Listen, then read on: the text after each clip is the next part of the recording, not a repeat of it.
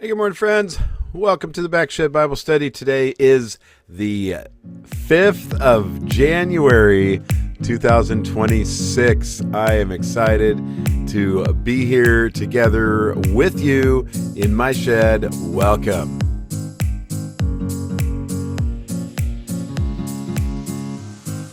All right, good morning, friends. Like I said, I am thrilled to be here together with all of you, my good friends, some of whom I know pretty well, some of whom don't know as well as others, but that's all right.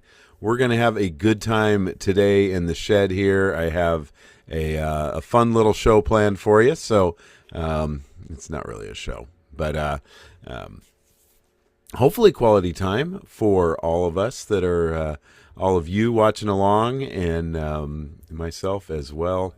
I'm going to get the Facebook page over here on my other screen so I can check your comments along the way, and we're going to have a good time. So I am back. I have been off on a bit of a hiatus for the last 3 weeks as my son was home from college, and so we were enjoying quality time with him. And then as we enjoyed Christmas and New Year and everything that goes along with that. So I appreciate you taking a little break while I took a break and enjoyed this really fun holiday season, Christmas season. You'll notice today, behind me in the shed on my lights, I have the orange and the blue is rotating in the background. And that is because if you know me very well, you know that the Denver Broncos have succeeded in getting first seed in the playoffs for the AFC. And so, yeah, that's going to be fun. They had a fairly benign game at home yesterday against the not so great Chargers, who were not even playing their starters, and there was not a single offensive touchdown scored in the entire game. That was how exciting it was. But my Broncos won like 19-3, something like that. And so in celebration of the Broncos heading into the playoffs with number one seed, you get the lights going across in the background. So if you remember, if some of you were here a few weeks ago, I got a fun little lighting thing in here, and so I can change this around. I can make it Christmas, like it is right there. I have it as Broncos. That's what we're doing. So here we are. It's the new year. New year, January. Time for a new start. I don't know if any of you have New Year's resolutions. I always kind of just have things I do in the new year. Maybe that's the way I say, because I don't really believe that the resolutions are always going to stick. Sometimes they do, though, and that's always pretty cool. But different people have different kinds of things, from reading the Bible to exercising. I've added in squats in the new year.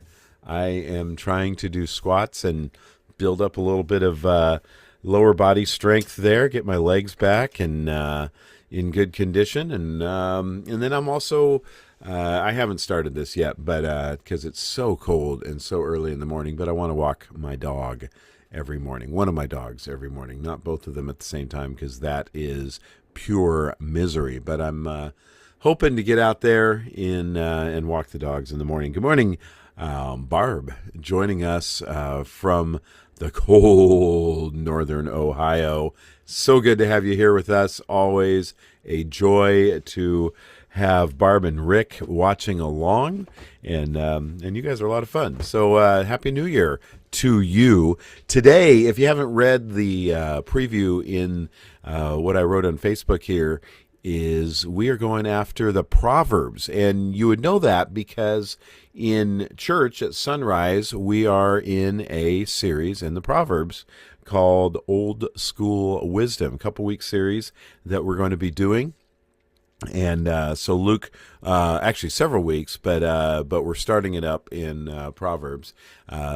next week as well. Luke got us started in that Sunday, which was so good.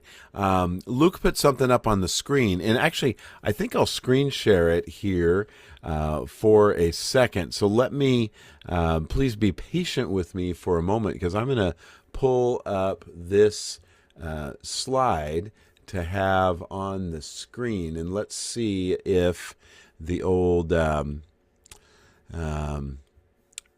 computer. There it is. Okay. And so this was oh no, this isn't the right one. Sorry. My bad. We're going to discontinue the screen share because that's not the one I meant to put up there. At the end of the sermon yesterday, Luke put a list up on the screen, and I'm kind of make it a little bigger here, so oh, now you're looking. I'm still screen sharing, aren't I? Wrong thing. We're gonna share.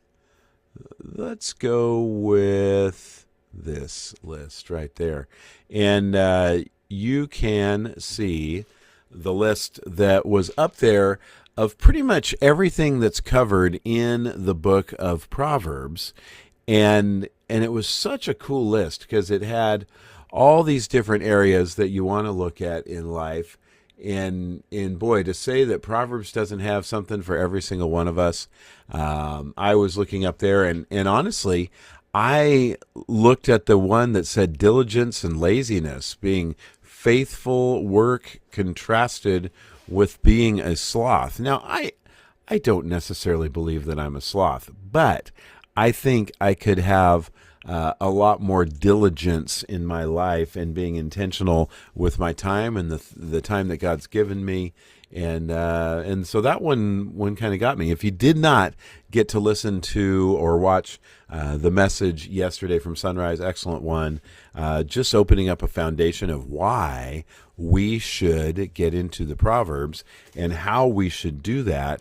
And that unlike a lot of other scripture, it's very much encouraged and okay to just make it very personal and practical.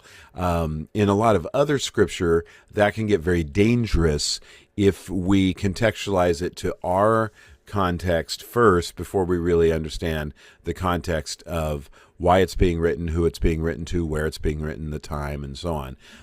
Whereas the Proverbs are great at being able to look at it and say, boy, this is just perfect wisdom for life, and I can immediately apply it to my own life. So with that, I want to encourage anyone that's watching along is what I would like to do today, especially with my live audience, is if you have some favorite Proverbs, let me know, and we will read them, okay?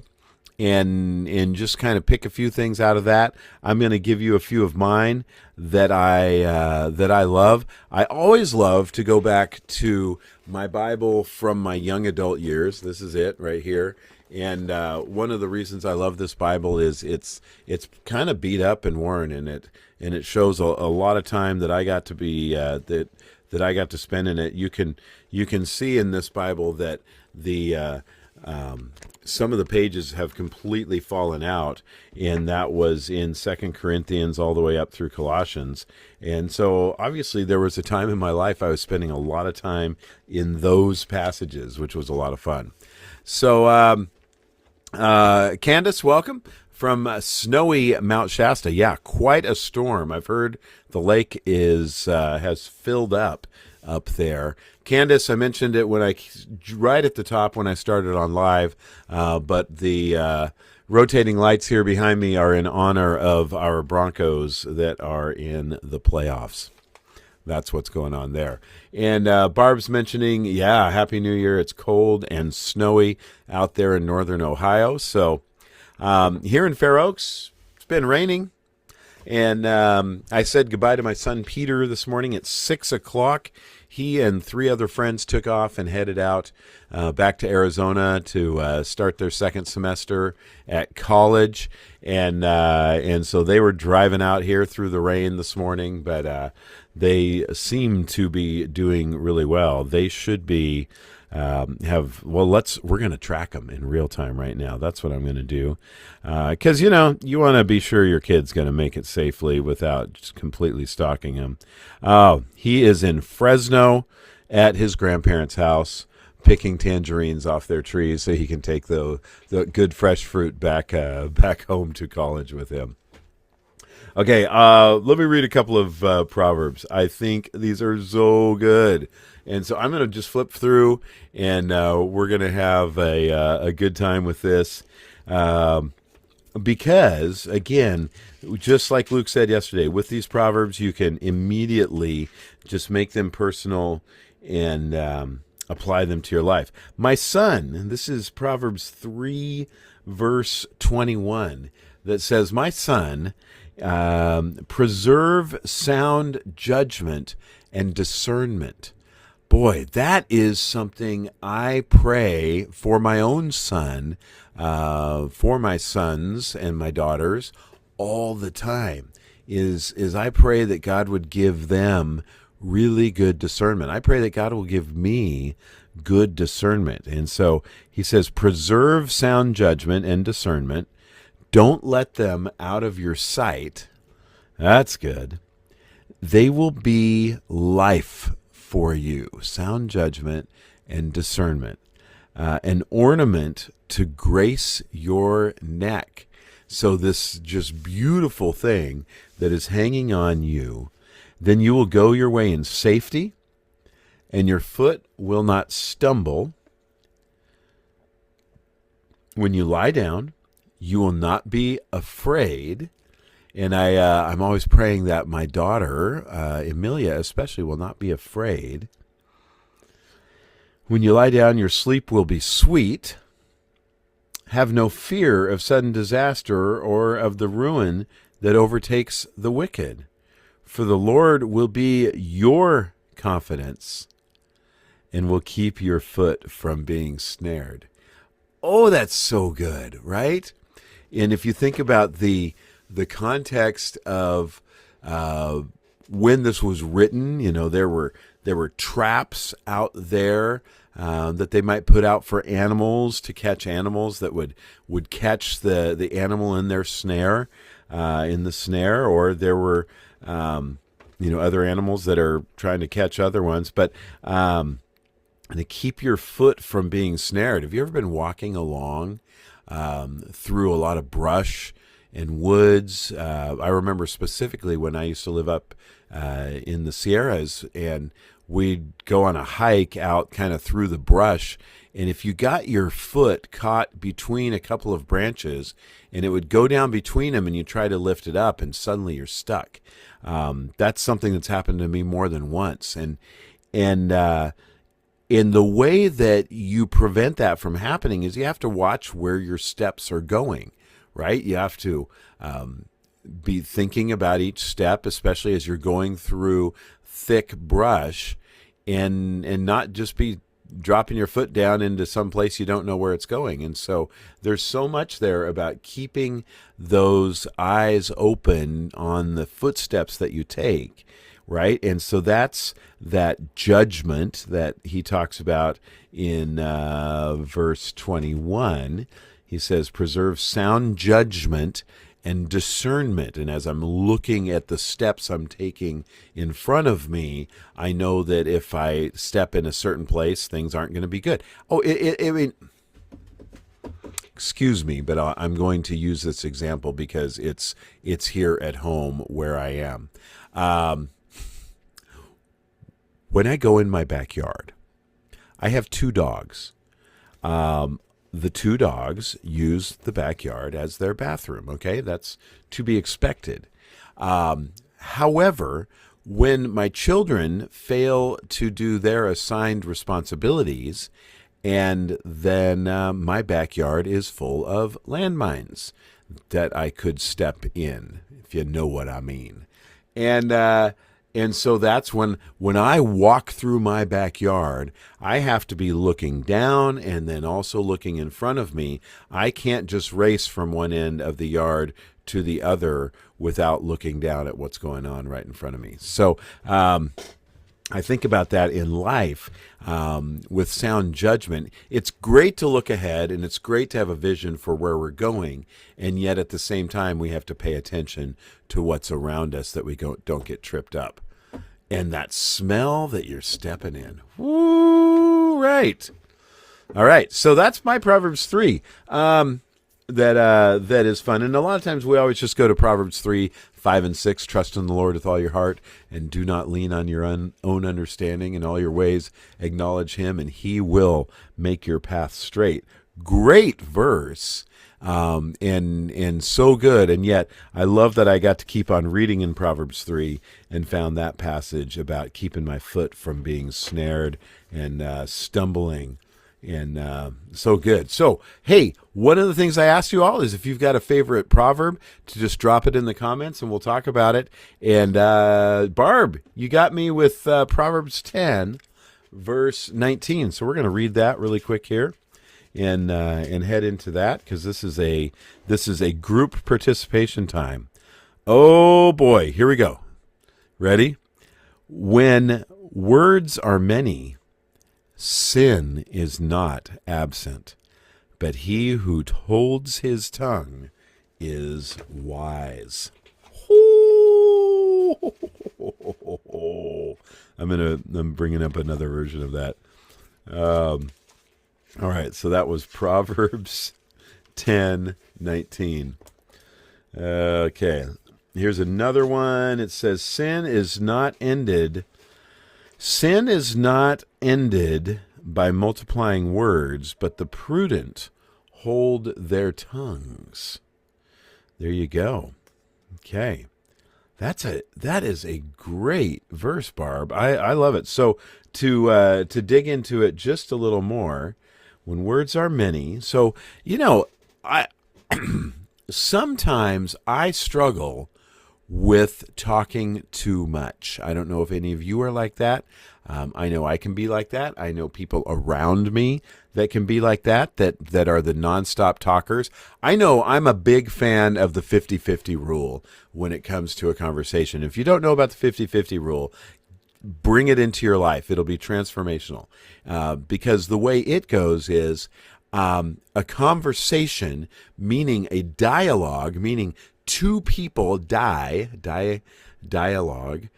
two people talking with each other, means both people need to be involved. And if I'm taking up 75, 85, 90% of the conversation, then that's not really a dialogue. That's a monologue. That's just me, as my kids would say, yapping. Okay. And so, we got to watch out when all somebody does is talk. And we need to look at ourselves first and go, am I just talking nonstop? When words are many, sin is not absent. That's what that proverb says, okay? In the other version said, sin is not ended by multiplying words. So you can't talk your way out of a mess, and I try to. I'm a words of affirmation guy. So our joke, if you've ever read the 5 love languages, there's words of affirmation, giving gifts, physical touch, acts of service, and one other. Quality time. That's the other one. And so April and I joke that my love language is words of affirmation, and hers is all of the other 4. And that's kind of our running joke that she will receive love in those other 4, but I try to just give her lots of words, and a lot of times she'll just be like, knock off all your words. I want to see your action. So I love this verse, Barb. I love that you brought it up. So sin is not ended by multiplying words, but the prudent hold their tongues. And boy, I gotta learn. I should say I have learned over time to tame my tongue in many ways. It is if you knew me 10, 15, 20 years ago. There are so many times where I've kind of run off with my words and gotten myself in trouble. And so what a great reminder for us to hold our tongues and can't talk our way out of a problem that way. Want to say hi, Dan. Good morning. It's always good to see you, my friend, pastor of another church here in town. Candace, you're bringing up Proverbs 27, which I love that you got. You and I are on the same page. It's this Broncos thing, isn't it? I had my Bible open to Proverbs 27 here this morning, and it was one of the passages that I wanted to read from. So you bring up verse 14. Good morning, Kathy. Thank you for joining us. Alyssa, thank you for joining us. Always good to see you. So Proverbs 27, and let's see, you said, Candace, verse 14, and it says this: if a man loudly blesses his neighbor early in the... Is this really? This is awesome. All right, again, 27:14. If a man loudly blesses his neighbor early in the morning, it will be taken as a curse. You're not a morning person, are you, Candace? That's awesome. I don't know that I've ever really stopped on that verse. If anyone loudly blesses their neighbor early in the morning, it will be taken as a curse. That's awesome. So Peter had to get up early to head back to college this morning. So their plan was to leave at 5:45. So they got up at 5:15, and they were not quiet. So it was him and a guy named Adrian, who goes to our church, is just going with him for the fun of the drive. And then a couple other people that he goes to college with both convened upon here. And so it was a little loud in our house this morning, starting at about 5:15 till 6 o'clock when they left. And when my daughter got up at 7:15, she's like, they were so loud. Don't wake up and be loud and annoying. Just no. I love that. Okay, I'm one of those people. My dad used to punish me for being grumpy in the morning, and so I would literally get in trouble if I woke up and was in a bad mood. And my mom, however, was not. Anyway, it was an interesting family dynamic with that. No, Dan, we're not in James. We're in Proverbs. Okay. But James 1:26. If you think you're religious and does not bridle the tongue but deceives his heart, this person's religious is worthless. It convicts us, right?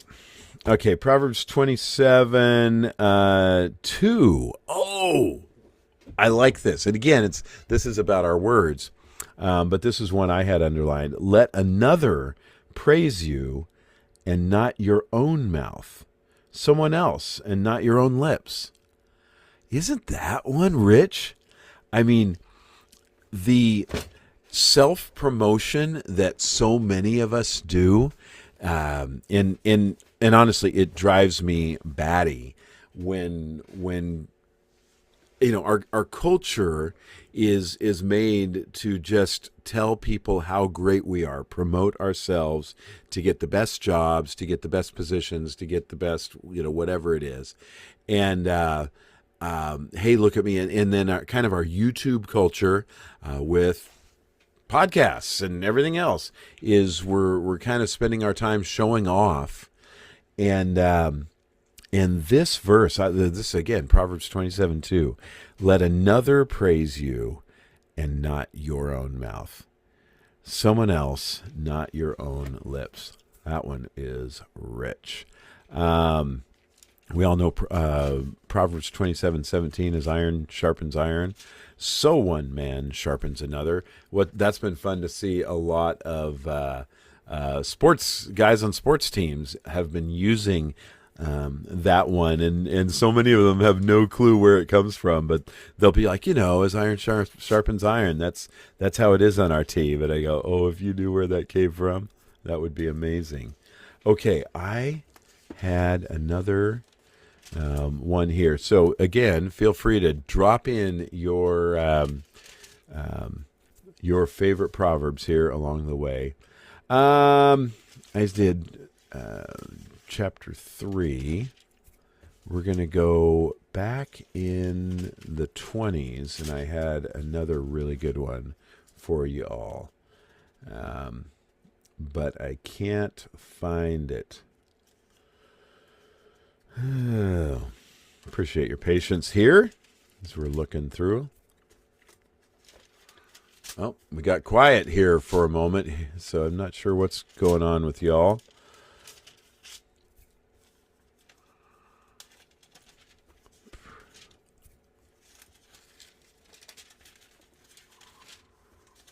Here we go.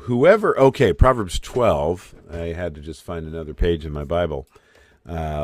This is Proverbs 12, verse 1. And this is one that's been really good for me over the years, and I have to remind myself of it often. Whoever loves discipline loves knowledge, but he who hates correction is stupid. I love that that's the way that they translated that. Whoever loves discipline loves knowledge. Who in us loves discipline? Okay? Think about it. In our jobs, do you love it when your boss sits down with you and says, all right, you messed up in this area, and so we need to put you through some corrective action to be sure you get this right? Who loves that? Right? But it says if you love discipline, you love knowledge, meaning you want to gain more knowledge, you want to gain more wisdom, you want to gain more discernment, and that can come through discipline, right? And so it's so good for us, and yet we try to spurn it, we try to just avoid it at all, if at all possible. And so and then it says, but he who hates correction is stupid. And so when I get corrected, like, this is the posture I want to have, okay? I'm not saying I have this, but I want to have this, is when I get corrected, when somebody calls me out on something, that my job is to say, thank you. Let me take that into consideration. And this is a good kind of thing to look at in life, because now there are people that think it's their job to be the enforcer of these things, and like, hey, let me point out that person's problem and that person, and all that. And we know who those people are. However, let me just say this. There is something to doing this. I call it kind of the 1, 2, 3 rule of correction. Is if somebody brings something up with me once and says, hey, this is a problem in you, I'll say, okay, thank you. Now, thanks for caring enough to bring this up. I will consider it, right? But nobody's ever said this same thing. And then let's say a few weeks go by and somebody else comes up to me and says, hey, Cliff, I just noticed this particular thing about you, and I kind of think you need to take a look at it. It's maybe a little bit of a problem. Oh, okay, now you've got my attention because you're the second person that said something. And then a third person says it, I need to work on it. And this exact thing happened to me in my context of the work environment at Hume several years ago. And then on that third one, I'm like, I got an issue. I got to deal with it. And so, sometimes that's good because, again, there are those people that are always going to be just trying to find a way to correct us wherever we are. So, anyway, love that in Proverbs. Proverbs 21, Dan, love it. Let's see. He who listens. Oh, there we go. And this is right along with the last one I just read. This was 15:31. It says, he who listens to a life-giving rebuke will be at home among the wise. He who listens to a life-giving rebuke will be at home among the wise. Proverbs 15:31. All right, Dan is sending me to 21:9, and I'm going to wrap up with this because I want to try to keep this under 30 minutes or right around 30 minutes today. But Proverbs 21:9 says, Better to live. Why did I have a feeling you were going to say this, Dan? Why did I knew it. I'll still read it. It's in the Bible. Better to live on a corner of the roof than share a house with a quarrelsome wife. Aren't you funny, Mr. Baba? Let's go to Alyssa. You talked about Proverbs 31, and there's that whole thing of the P31 wife. That's not quarrelsome, Dan. And what it means to be a P31 wife. I like to mull that over when I'm serving the family. It's a good one. It's a really good one. And if you all don't know about that, Proverbs 31, definitely. All right, let's see if I got any last second things as we land this plane. But I was encouraged, and so many of you I know that that you get in the Word. You know this thing about, hey, there are 31 Proverbs, and 7 of our months of the year have 31 days. 4 of our months have 30 days. Has September, April, June, November. Yeah. 4 months with 30 days, and the other February, But that gives us a going through Proverbs. You can go through every month, one a day, and get wisdom for life. So we encourage that. It's a fun, easy thing to do, and again, the thing I love about Proverbs is, with most of Scripture, you have to contextualize it before you have to understand the context, and not contextualize it, but you need to understand the context of where it's coming from before you ever make personal application. And with Proverbs, there is so much that you're able to just read it and immediately glean wisdom for your life. At the same time, never forget context. Remember when it was written, and so on. And but it's so good. So Candace, dear goodness, oh my goodness, right?